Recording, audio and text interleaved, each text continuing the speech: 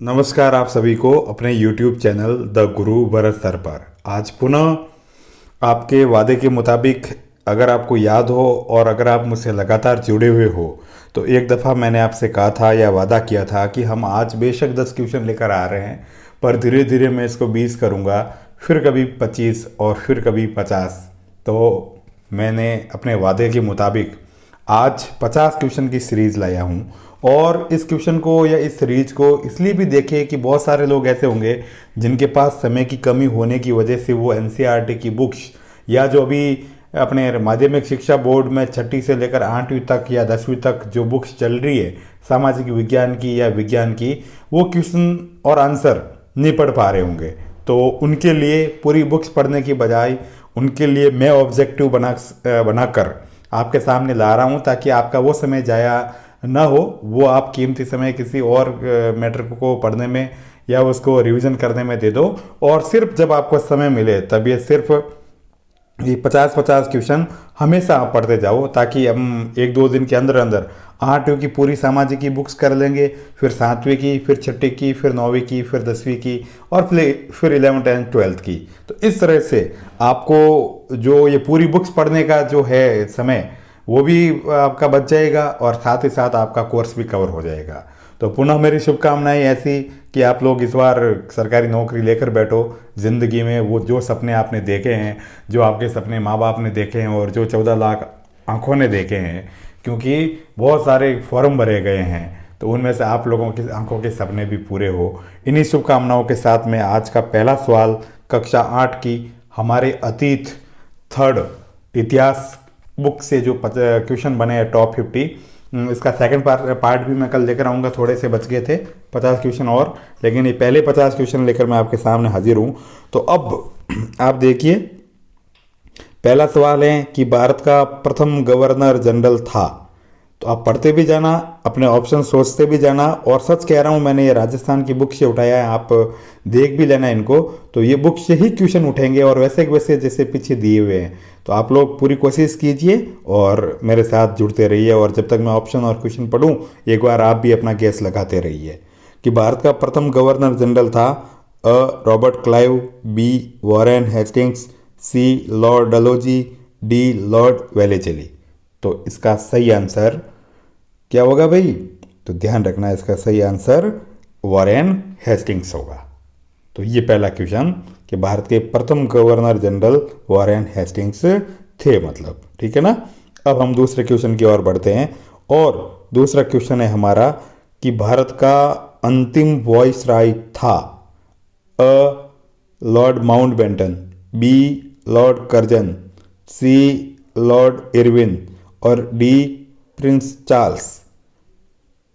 आपके पास समय है, आपने सोच लिया होगा, आपका समय ज़्यादा जाया ना हो, इसीलिए मैं आंसर पे टिक करता हूँ। और भारत के अंतिम वॉइसरॉय थे लॉर्ड माउंटबेटन। तो इसका सही आंसर लॉर्ड माउंटबेटन होगा, ठीक है ना। क्वेश्चन 2। अब हम अगले क्वेश्चन की तरफ बढ़ते हैं, क्वेश्चन नंबर 3 की तरफ। और क्वेश्चन नंबर 3 ये हैं कि रॉबर्ट क्लाइव ने हिंदुस्तान के नक्शे तैयार करने का काम किसको सौंपा था। ध्यान रखना कि रॉबर्ट क्लाइव ने हिंदुस्तान के नक्शे तैयार करने का कार्य किसको सौंपा था। तो A James Mill, B Warren Hastings, C James Rennell और डी ड्यूक ऑफ कनॉट। तो लगाइए अंदाज आप लोग एक पल के लिए, फिर मैं बताता हूँ आपको। तो इसका सही आंसर होगा जेम्स रेनेल। सही आंसर जेम्स रेनेल। तो ध्यान रखना, इसका सही आंसर जेम्स रेनेल होगा मतलब। अब हम अगले क्वेश्चन की ओर बढ़ते हैं, और आज का जो चौथा क्वेश्चन है वो ये है कि भारतीय इतिहास के प्रमुख स्रोत हैं ए सरकारी दस्तावेज, बी अखबारों की रिपोर्ट्स, सी यात्रियों के संस्मरण और डी उपयुक्त सभी, मतलब ऑल ऑफ दी अबव। तो बिल्कुल इजी सा क्वेश्चन है, ऑल ऑफ दी अबव यानी उपयुक्त सभी। तो ये भी आपका ये क्वेश्चन पूरा हुआ मतलब। अब 5वां क्वेश्चन, ये ध्यान रखना थोड़ा सा अच्छा सा क्वेश्चन है जिसमें आप डिस्टर्ब हो सकते हो या अपने क्वेश्चन को गलत कर सकते हो। तो ये ध्यान रखना आप लोगों को कि जो क्वेश्चन है वो ये है कि ब्रिटिश सत्ता का प्रतीक है जेम्स रेनेल, रॉबर्ट क्लाइव, ब्रिटानिया या रानी विक्टोरिया। तो इस क्वेश्चन का सही आंसर होगा ब्रिटानिया। तो बिल्कुल आपका ऑथेंटिक आंसर है, बिना कोई निश्चिंतता के साथ, बिना कोई डाउट लिए हुए आप बिल्कुल इस सीरीज को पढ़ते जाना, आपका कोई भी क्वेश्चन गलत नहीं होगा। तो 5 क्वेश्चन पूरे हुए। अब हम छठे क्वेश्चन की ओर बढ़ रहे हैं। छठा क्वेश्चन है कि जेम्स मिल कहाँ का निवासी था। तो जेम्स मिल कहाँ का निवासी था, तो ध्यान रखना ऑप्शन है आयरलैंड, स्कॉटलैंड, फिनलैंड और नीदरलैंड। तो जेम्स मिल स्कॉटलैंड का निवासी था। कहाँ का था भाई? स्कॉटलैंड का।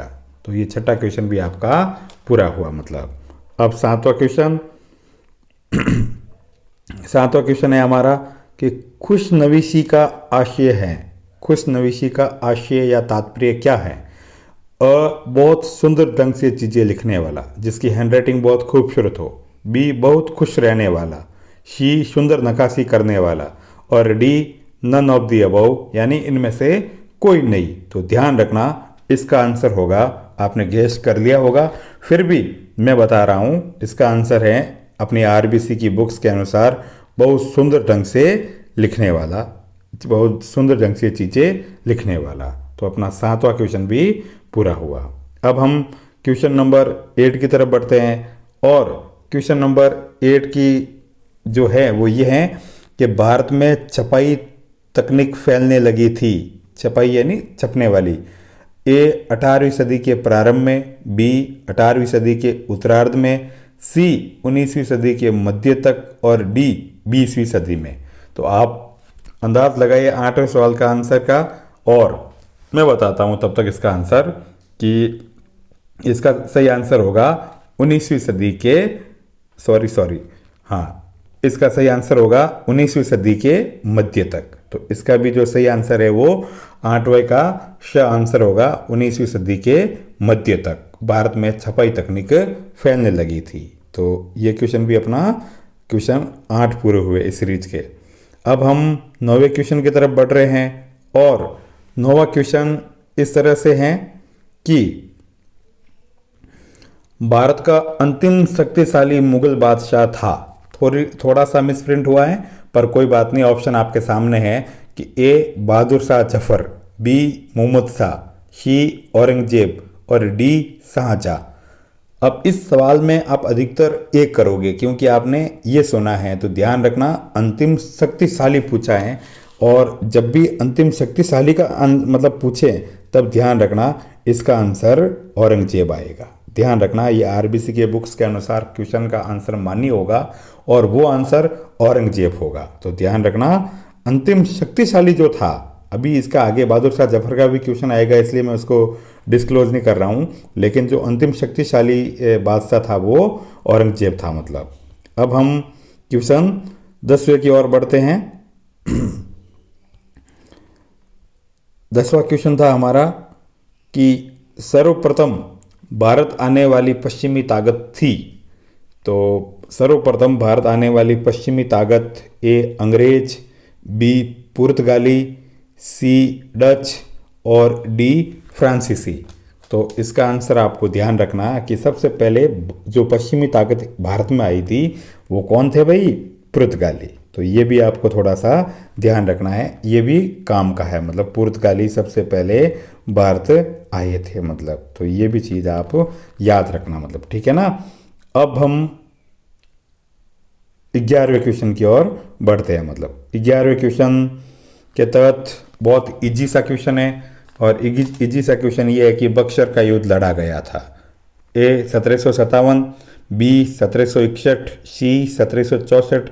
और डी है 1765। तो ये बहुत इजी क्वेश्चन है पर हमारा ये भी गलत नहीं होना चाहिए, इसीलिए इसका आंसर सही क्या होगा भाई? किसको लॉक किया जाए? तो यहाँ पे किसको लॉक करें हम? सी को लॉक कर दिया जाए। बक्सर का युद्ध बहुत कीमती और बहुत इम्पोर्टेंट और बहुत वैल्यूबल क्वेश्चन है, क्योंकि कई बार एक सवाल आपकी ज़िंदगी में आपको बेरोजगारी के दलदल से बाहर भी निकाल सकता है, तो ज़िंदगी भर पछतावे या गम देने का हौसला भी रखता है। ध्यान रखना, ये चीज़ें इस तरह से लाइफ बदलती है मतलब। तो अब हम लोग 12वें क्वेश्चन की ओर बढ़ रहे हैं। आज का जो टॉप 50 सीरीज का 12वां क्वेश्चन है वो ये है कि टीपू सुल्तान की मृत्यु हुई थी। टीपू सुल्तान की मृत्यु कब हुई थी? अ 1799 में, बी 1801, सी 1793 और डी 1794। तो एक बार आप गेस करिए थोड़ा सा, ताकि मुझे लगे कि आपको भी मैंने मौका दिया है। ठीक है ना, कोई बात नहीं, ये सीरीज का समय होगा, 50 क्वेश्चन है और 50 मिनट भी लग जाएं तो ज़िंदगी में कुछ चीज़ें हमें अपने खुद के लिए भी जाया करनी चाहिए, बजाय कि कुछ फालतू चीज़ें देखने के।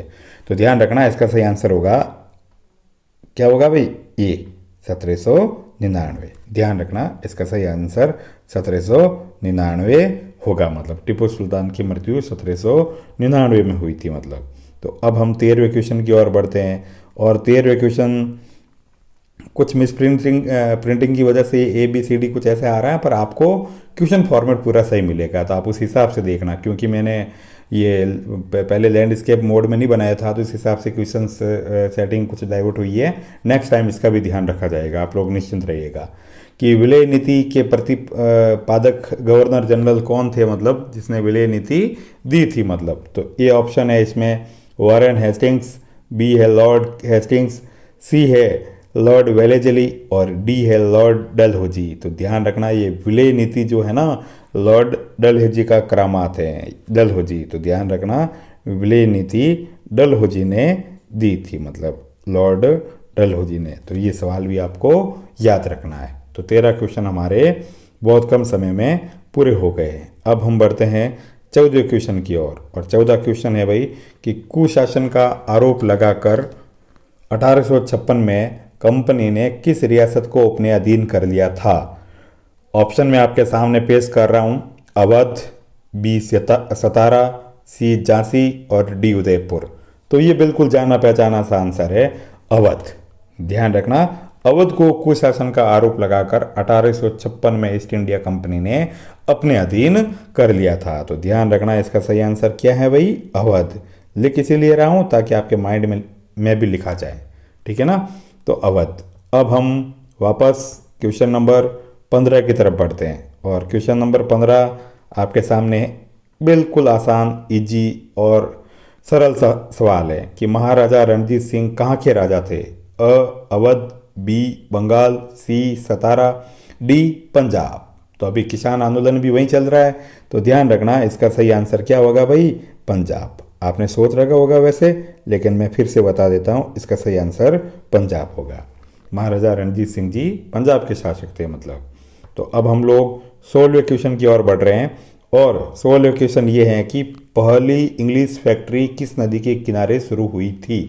तो ये बड़ा काम का सवाल है थोड़ा सा, और नया भी होगा वैसे, अगर आपने राजस्थान बोर्ड की बुक्स नहीं पढ़ी हैं तो ये ध्यान रखना, ये कुछ सवाल ऐसे होते हैं, कुछ मैटर ऐसे होते हैं, कुछ पॉइंट्स ऐसे होते हैं जो आपको कोचिंगों में नहीं करवाए जाते हैं। तो उन चीज़ों का कलेक्शन मैंने एक तरह से ये सोचा कि भाई आप मेरे छोटे भाई बहनों के लिए और बड़े भाई बहनों के लिए भी, आपके लिए मैं एक कलेक्शन करके कम से कम कर दूं, ताकि आप लोगों का समय बच जाए, और भगवान करे आपके घर पर भी नौकरी की रोशनी फैलाईमान या फैल सके मतलब। तो पहली इंग्लिश फैक्ट्री किस नदी के किनारे पर हुई थी? तो ध्यान रखना, इसका आंसर आपने सोच लिया होगा जब तक मैंने ये कहा कुछ आपको, हुगली नदी के किनारे पर।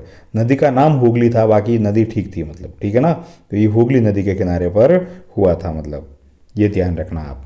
अब क्वेश्चन नंबर 16 हो गया है पूरा। अब बढ़ते हैं हम 17 की ओर, कि शेर मैसूर के नाम से जाना जाता है, या ये उपाधि किसको मिली थी मतलब। तो वही ए हैदर अली, बी टीपू सुल्तान, सी बहादुर शाह जफर, डी शिवाजी। 2 सेकंड के लिए आप सोचो, मेरी स्पीड वैसे भी तेज है तो मैं लिख लेता हूँ मतलब, या इसका आंसर दे देता हूँ, जो कि आपका भी आंसर है और इस क्वेश्चन का भी आंसर है, बी टीपू सुल्तान। तो ध्यान रखना, टीपू है ना, वो टीपू ऐसा ही नहीं है भाई, टीपू शेर है मतलब। तो टीपू सुल्तान, सुल्तान से शेर, ये भी ध्यान रखना आप कि सुल्तान से शेर की उपाधि याद रख सकते हो आप, ठीक है ना। तो क्वेश्चन 17 भी कंप्लीट हुआ। अब हम क्वेश्चन नंबर 18 की तरफ बढ़ते हैं, और 18 क्वेश्चन ये है भाई कि भारतीय कानूनों के संकलन संकलन का अंग्रेजी में किसने अनुवाद किया था? थोड़ा सा ध्यान रखना कि अंग्रेजी में किसने अनुवाद किया था। तो उसके ऑप्शन है A Lord Dalhousie, B Lord Hastings, C Robert Clive और डी एन बी हॉलैंड। तो ध्यान रखना आंसर क्या होगा, लगाओ अंदाजा अपना। कुछ लोगों ने वीडियो बनाए ना तुक्के कैसे लगाए, तो तुक्के भाई ध्यान रखना इस तरह से लगाना 50-50% वाले मैटर में। और वैसे इसमें नेगेटिव मार्किंग है ही नहीं, तो आपको तुक्का अपना बजरंग बली का नाम लेकर भी लगा सकते हो, या अपने इष्ट देवता को याद करके भी खुद की क्षमताओं पर यकीन करके भी। तो इसका सही आंसर होगा एन बी हॉलैंड। ध्यान रखना भाई, एल बी हॉलैंड। तो ये इसका सही आंसर होगा, जिन्होंने अंग्रेजी में अपने कानूनों का संकलन या कलेक्शन किया था। तो ये अपना 18वां क्वेश्चन भी पूरा हुआ। अब हम बढ़ते हैं 19वें क्वेश्चन की ओर।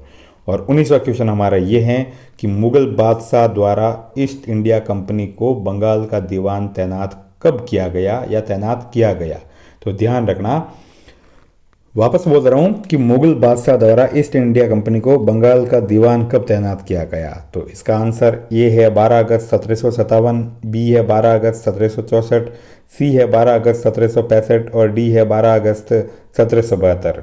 तो अंदाज आप लगाइए एक बार, तब तक मैं आपको इसका आंसर बताता हूँ। और आंसर है इसका सही आंसर सी 1765। ठीक है ना, दीवान कब बनाया भाई 1765। तो ये याद रखना आप थोड़ा सा इसको, मतलब ठीक है ना। अब हम 20वें क्वेश्चन की ओर बढ़ते हैं आगे। तो 20वां क्वेश्चन है हमारा कि भाई, अच्छा क्वेश्चन है ना ये भी, 20वां क्वेश्चन भी इम्पोर्टेंट है थोड़ा सा।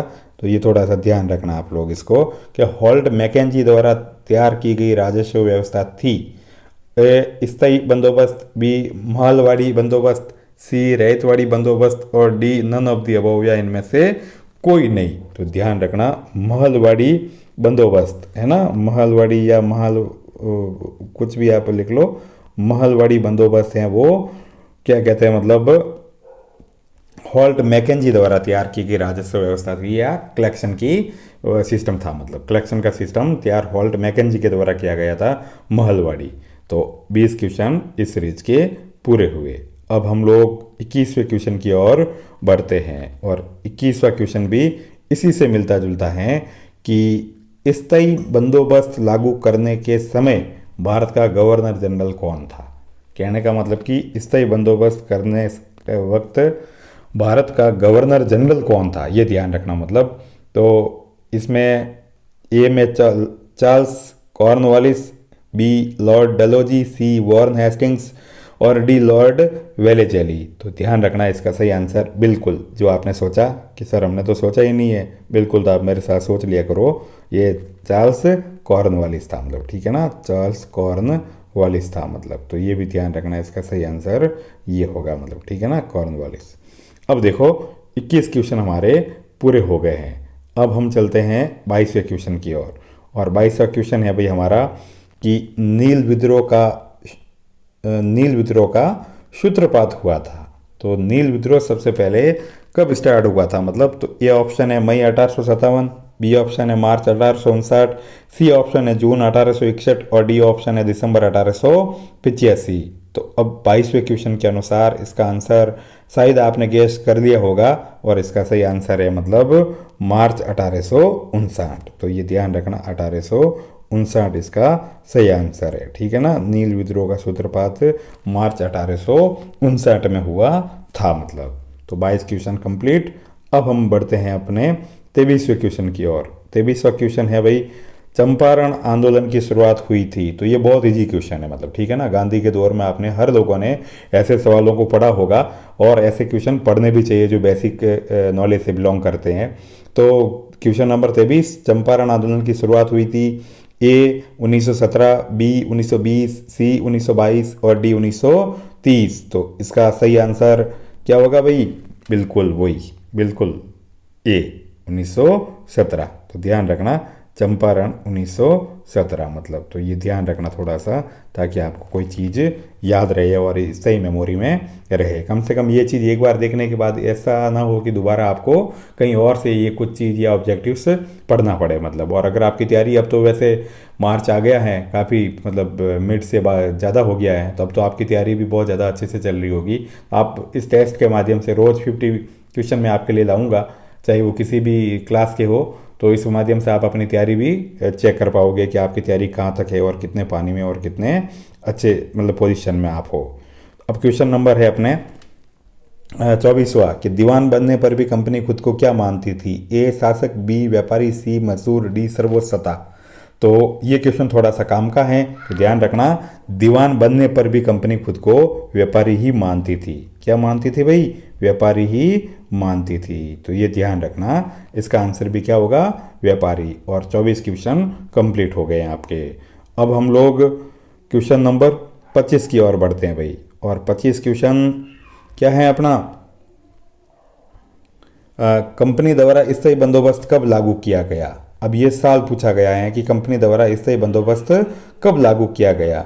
1793, 1802, 1822, 1818। तो इसका आंसर एक बार आप सोच लीजिए, तब तक इसका आंसर आपको मैं बताता हूँ मतलब। तो इसका सही आंसर होगा ये 1793। ध्यान रखना, इसका सही आंसर 1793 होगा भाई। तो ये क्वेश्चन भी आपका मतलब एक तरह से आधी सीरीज आपकी आपने पूरी कर ली है। अब हम 26वें क्वेश्चन की ओर आगे बढ़ रहे हैं। और 26वें क्वेश्चन की ओर आगे बढ़ते हुए हम लोग आपको ये बता रहे हैं कि अंग्रेजों ने किसान आंदोलन, सॉरी मैं कलर चेंज में दिमाग लगा लिया था मैंने, वापस इसको रिपीट करते हैं कि अंग्रेजों ने किसानों को बंगाल में किस फसल के उत्पादन के लिए मजबूर किया था? अ कपास, बी गेहूँ, सी चावल और डी पटसन। तो ध्यान रखना, इसका आंसर आप लोग एक बार गेस कर लो। 1, 2 और 3, बस इतना सही समय दिया जाएगा। और इसका सही आंसर क्या है भाई? पटसन। तो ध्यान रखना, पटसन मतलब सही आंसर क्या है इसका? पटसन मतलब। तो ये पटसन वाला आंसर भी आपका सही हो गया मतलब। अब हम अगले क्वेश्चन की ओर बढ़ते हैं। और क्वेश्चन नंबर 27, क्वेश्चन नंबर 27 है भाई कि कैरिबियाई द्वीप समूह स्थित सेंट डोमिंग्यू में नील की खेती करने लगे थे। ए पुर्तगाली, बी ब्रिटिश, सी फ्रांसीसी, डी स्पेनिश। तो इसका क्वेश्चन का आंसर एक बार आप सोच लो, फिर मैं बता देता हूँ मतलब, ठीक है ना? तो इसका सही आंसर कौन सा होगा? सोचो एक बार। यस, फ्रांसीसी। इसका सही आंसर कौन सा होगा भाई? फ्रांसीसी। तो ध्यान रखना, इसका सही आंसर फ्रांसीसी होगा। तो ये भी कभी कभी ऐसे सवाल आ जाते हैं जो आपको लगता है कि ये कहाँ से पूछे गए हैं, तो ये ध्यान रखना, अपने 8वीं 10वीं और RBSE की बुक से सवाल पूछे जाते हैं मतलब। अब हम क्वेश्चन नंबर 28 की तरफ बढ़ते हैं। और 28वां क्वेश्चन ये है कि कृत्रिम रंगों का निर्माण कब से होने लगा था? तो ए 18वीं सदी में, बी 19वीं सदी के प्रारंभ में, सी 19वीं सदी के आखिर में और डी 21वीं सदी में। तो 28वां क्वेश्चन है, तो इसका आप एक बार सोच लो, है ना? ये क्वेश्चन आपके ऑप्शन आपके सामने है। तो अब जो मैं बता रहा हूँ ज़्यादा समय जाया ना करते हुए, तो वो इसका आंसर है 19वीं सदी के आखिर में, मतलब एंड ऑफ 19वीं सेंचुरी मतलब। ये ध्यान रखना मतलब, है ना? ये ऐसे मतलब। तो अब हम लोग वापस 29वें क्वेश्चन की ओर बढ़ते हैं। और 29वें क्वेश्चन को पहले पढ़ लेते हैं कि घुमंतु किसान मुख्यतः रहते थे, मेनली कहाँ रहते थे? ए दक्षिण भारत, बी पश्चिमी भारत, सी पूर्वोत्तर और मध्य भारत, डी उत्तरी भारत। तो ऑप्शन इसका सही आप सोचिए, फिर मैं बताता हूँ इसका आंसर। तो बिल्कुल आपने जो सोचा है ना, सोचा मतलब सी, तो ये इसका आंसर सी ही है, सही है। सी ही इसका आंसर सही है। तो 29 क्वेश्चन कंप्लीट, ठीक है ना? अब हम क्वेश्चन नंबर 30 की ओर बढ़ते हैं भाई। और 30 वाला क्वेश्चन भी अच्छा है, ध्यान रखना। ये सवाल आपको हर एक गाइड या हर एक मॉडल पेपर में भी नहीं मिलेगा कि मजदूरी करना अपमान की बात मानी जाती थी। कौन से समुदाय में मजदूरी करना अपमान की बात मानी जाती थी? तो ध्यान रखना, ए बेंगा समुदाय, बी खोंड समुदाय, सी गोंड समुदाय और डी संथालों में। तो इसका आंसर आप लोगों ने सोचा होगा या सोच रहे होंगे कि यस सर मेरा सही है। आप पास में एक है ना खाली पेपर लेकर बैठा करो और उसमें अपने ये आंसर मतलब ऐसे देते जाओ, सोचते जाओ, फिर आपको पता चलता जाएगा कि आपने 50 में से कितने क्वेश्चन सही किए हैं। तो ये आपका एक तरह से छोटा टेस्ट भी हो जाएगा फ्री ऑफ कॉस्ट। तो बंगा समुदाय में मजदूरी करना क्या कहते हैं, अपमान माना जाता था, ध्यान रखना भाई, ठीक है ना। तो क्वेश्चन नंबर 30 भी आपका कंप्लीट हुआ। अब हम क्वेश्चन नंबर 21 की ओर बढ़ते हैं कि मध्य प्रदेश में घुमंतू खेती को कहा जाता है। मध्य प्रदेश में घुमंतू खेती को कहा जाता है। तो ध्यान रखना, झूम करसी, बी बेवड़, सी रेगर और डी इनमें से कोई नहीं। तो ध्यान रखना इसका सही आंसर आप गेस कीजिए, तब तक मैं आप यहाँ लिख ही लूँ। चलो ठीक है, बेवड़। क्या आंसर है भाई इसका? बेवड़। तो ध्यान रखना इसका सही आंसर बेवड़ है मतलब। तो 31 क्वेश्चन हमारे आज की सीरीज के पूरे हो गए मतलब, ठीक है ना। अब हम बढ़ रहे हैं 32वें क्वेश्चन की ओर कि 32वें क्वेश्चन के अनुसार संथालों ने बगावत की थी।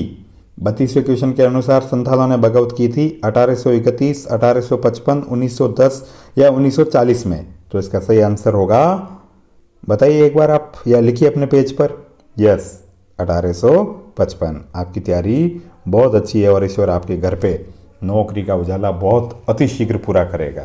तो मेरी शुभकामनाएं पुनः मैं बार बार देता रहता हूँ, किस वक्त मुंह में माँ सरस्वती विराजमान हो, माँ शारदे विराजमान हो और आपका भविष्य, आपके घर में खुशियाँ की बरसात होने लग जाए। तो 32 क्वेश्चन हमारे पूरे हुए। अब हम चलते हैं 33वें क्वेश्चन की ओर। 33वें क्वेश्चन, कुल्लू के गद्दी समुदाय के लोग थे। ध्यान रखना, गुल्लू समुदाय जो कुल्लू के गद्दी समुदाय के लोग थे, जोम कृषक, शिकारी और संग्रहक, मजदूर या डी गडरिया। तो एक बार आप पुनः अंदाज लगाइए या अपने ब्लैक शीट पे लिखिए और इसका सही आंसर है भाई गडरिया, है ना, या फिर गडरिए। तो ध्यान रखना जो ये गद्दी समुदाय के लोग थे वो गडरिए थे मतलब, ठीक है। तो ये चीज़ 33 क्वेश्चन पूरे हुए मतलब अपने। तो 33 के बाद अब हम लोग बढ़ते हैं 34वें क्वेश्चन की तरफ। तो ये है भाई कि बिरसा थे ना, बिरसा मुंडा, चलो सॉरी मैंने बता ही दिया कि बिरसा किस जनजाति से था मतलब। तो 34वें क्वेश्चन में ए में गोंड, बी में संताल, सी में मुंडा और डी में देगा। तो बिरसा कौन था भाई? बिरसा मुंडा। इसका बहुत बार आता है आदिवासी में, ठीक है ना। तो ये मुंडा समुदाय से था। तो 34 क्वेश्चन हमारे पूरे हो गए हैं। अब हम लोग आगे की ओर बढ़ते हैं और क्वेश्चन नंबर 35 यानी दिक्कु से तात्पर्य है। दिक्कु से आप क्या समझते हो, कहने का मतलब दिक्कु से आप क्या समझते हो। तो दिक्कु से आप कहने का मतलब आदिवासी, ए फॉर आदिवासी, B for Deepak, C for बाहरी व्यक्ति और डी फॉर मुखिया। तो ध्यान रखना दिक्कु से तात्पर्य होता है बाहरी व्यक्ति। क्या होता है भाई? बाहरी व्यक्ति को हम क्या कहते हैं, या पुराने समय में बाहरी व्यक्ति को दिक्कु कहा जाता था। तो ये ध्यान रखना 35वां क्वेश्चन का आंसर बाहरी व्यक्ति होगा मतलब। तो 35 क्वेश्चन हमारे इस सीरीज के पूरे हो गए। अब हम 36वें क्वेश्चन की ओर बढ़ते हैं। ये तो आपने अखबार में बहुत बार पढ़ा भी होगा कि 36 नंबर क्वेश्चन, कश्मीर में बकरियां पालने वाला आदिवासी समुदाय कौन सा है? A for Bakarwal, B for Gaddi, C for लंबाड़िया और डी फॉर वन गुजर।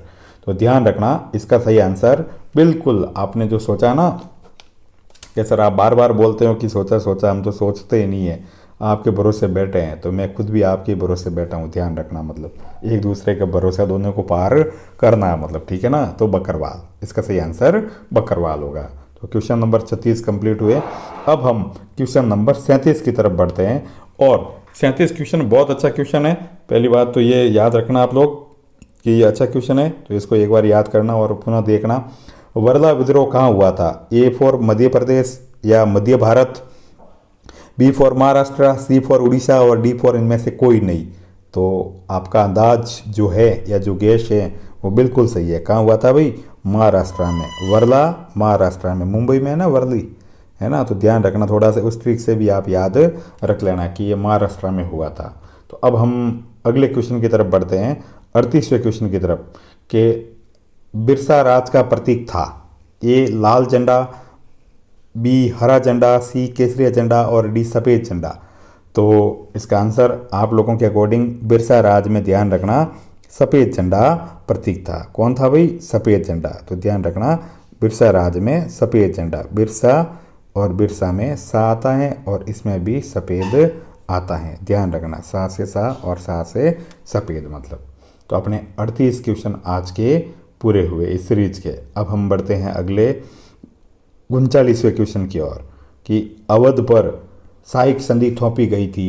ए 1791, बी 1801, सी 1818 और डी 1856। तो ध्यान रखना कि अवध पर साइक संधि कब थोपी गई थी, तो इसका सही आंसर होगा 1801 में। तो ध्यान रखना अवध पर 1801 में। पहला अक्षर है इसीलिए 1801 में भी पहला अक्षर आता है, ध्यान रखना। तो 39 क्वेश्चन हमारे कंप्लीट हुए। अब हम क्वेश्चन नंबर 40 की तरफ बढ़ते हैं और आज की जो अपनी सीरीज है उसके लमसम अंतिम दौर की ओर आए हैं कि अब ये जो क्वेश्चन आप पढ़ रहे हो ना, ये क्वेश्चन का आंसर जो आपने पहले सोचा था वही सही होगा कि अंतिम या आखिरी मुगल बादशाह थे। अब ये नहीं पूछा कि शक्तिशाली कौन थे, आखिरी बादशाह कौन थे, कि A4 Aurangzeb, B4 Akbar, C4 Mohammad Shah और D4 बहादुर शाह जफर। तो ये अंतिम मुगल बादशाह जिनके लीडरशिप में 1857 की क्रांति हुई थी वो बहादुर शाह जफर था, मतलब ठीक है ना, बहादुर शाह जफर। तो ये याद रखना। अंतिम का पूछे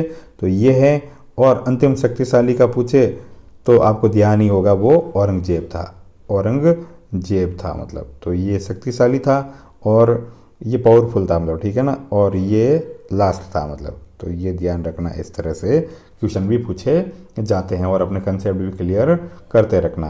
अब क्वेश्चन है हमारा 41वां क्वेश्चन ये है कि 1857 में सबसे पहले विद्रोह कहाँ प्रारंभ हुआ था। A4 Meerut, B4 Delhi, C4 Kanpur और D4 लखनऊ। तो आप सोच ही चुके होंगे और बहुत बार इस क्वेश्चन को पढ़ा होगा, इसलिए ज़्यादा समय जाया ना करते हुए मैं सबसे पहले इसका आंसर बता देता हूँ कि इसका सही आंसर मेरठ है। मतलब कि सबसे पहले ये जो 1857 की क्रांति है वो कहाँ पे हुई थी भाई, मेरठ में, मतलब ठीक है ना। तो ये क्वेश्चन 41 नंबर क्वेश्चन भी अपना कंप्लीट हुआ।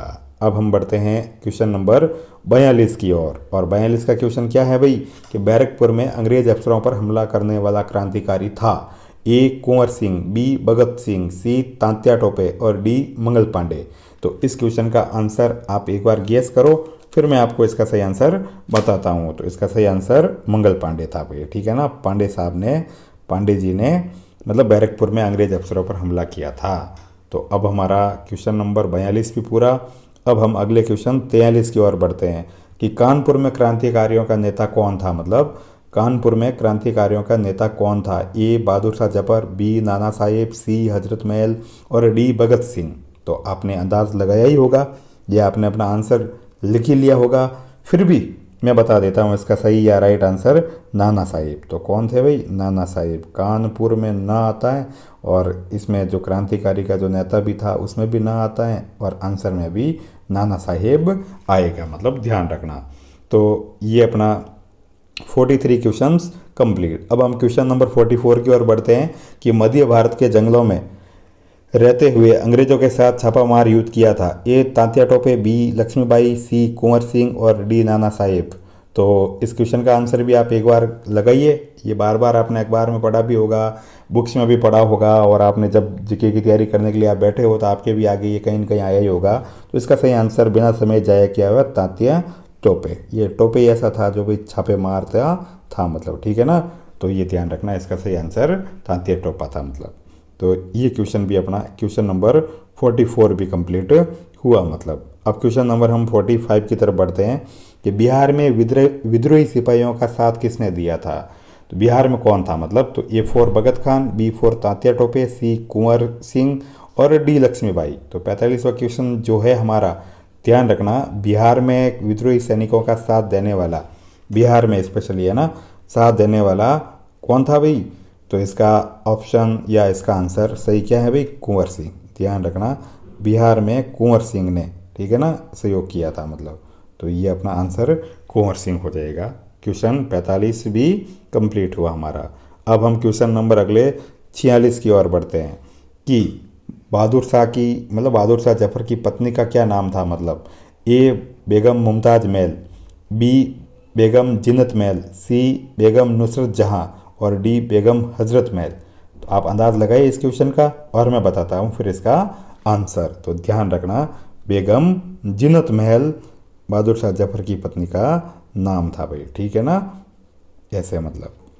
तो क्वेश्चन नंबर 46 भी हमारे कंप्लीट हो गया मतलब। तो अब हम क्वेश्चन नंबर 47 की तरफ बढ़ते हैं आगे कि बहादुर शाह जफर की मृत्यु कहाँ हुई थी। तो बिल्कुल ये सबसे अच्छा क्वेश्चन है और हर एक के मतलब जुबान पे इसका आंसर भी होना चाहिए कि बहादुर शाह जफर की मृत्यु कहाँ हुई थी भाई, रंगून, पिया गए रंगून, ऐसे मतलब। तो अपने बहादुर शाह रंगून गए थे, मतलब वहीं पे मर गए थे, मतलब 2 गज जमीन भी नसीब ना हुई उनको दफन के लिए, मतलब। तो ये अपना 47वां क्वेश्चन का आंसर ये है, रंगून। अब हम पढ़ते हैं 48वें क्वेश्चन की ओर। तो 48वां क्वेश्चन है हमारा कि मध्य प्रदेश के मंडला क्षेत्र में विद्रोह का नेतृत्व किसने किया था, मतलब। तो मंडला क्षेत्र में विद्रोह का लीडरशिप किसने किया था। ए रानी अवंतीबाई लोधी, बी लोधी बेगम हजरत महल, सी नाना साहेब और डी भगत खान। तो एक बार आप अंदाज कीजिए, फिर मैं आपको इसका सही आंसर बताता हूँ। तो इसका सही आंसर है रानी अवंतीबाई लोधी। अवंतीबाई लोधी, तो ध्यान रखना, अवंतीबाई लोधी ने मध्य प्रदेश में, ठीक है ना, मध्य प्रदेश में विद्रोह का लीडरशिप किया था, मतलब। तो क्वेश्चन नंबर 48 हमारे पूरे हुए।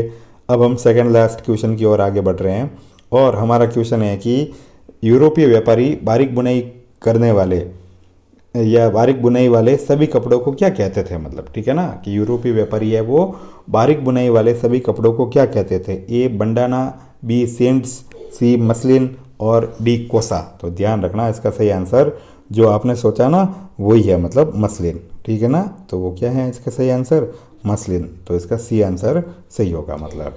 अब हम लोग अपने आज के सीरीज के आखिरी क्वेश्चन की ओर आए हुए हैं और ये है हमारा आज का आखिरी क्वेश्चन इस सीरीज का, टॉप 50 का। तो स्पिनिंग जेनी का आविष्कार किया था। ए जॉन के ने, बी रिचर्ड ऑर्कराइट ने, सी जेम्स वॉट ने, डी चार्ल्स वर्ल्ड ने। तो इसका जो सही आंसर होगा, एक बार पुनः मैं आपको समय दे देता हूँ, फिर आप लोग तब तक अपने इस चैनल को क्या कहते हैं, मतलब लाइक करने के लिए, सब्सक्राइब करने के लिए, शेयर करने के लिए और मुझे सपोर्ट करने के लिए आपका बहुत बहुत थैंक यू। और आप लोगों को एग्ज़ाम के लिए ऑल दी बेस्ट। तो अब आप लोग इसका आंसर पता कर ही चुके होंगे, इसका सही आंसर रिचर्ड ऑर्कराइट है, ठीक है ना। तो द गुरु भरत सर पर आप सब लोगों का पुनः बहुत बहुत शुक्रिया और मैं आप सब लोगों के सफल होने की सफल और शुभकामना के साथ आपको आज इस सीरीज के साथ अलविदा कहता हूँ। कल फिर मिलेंगे हम एक नई सीरीज के साथ, तब तक शुभकामनाएं, शुभ रात्रि। फिर मिलते हैं अगले एपिसोड में। थैंक यू सुनने के लिए बहुत बहुत।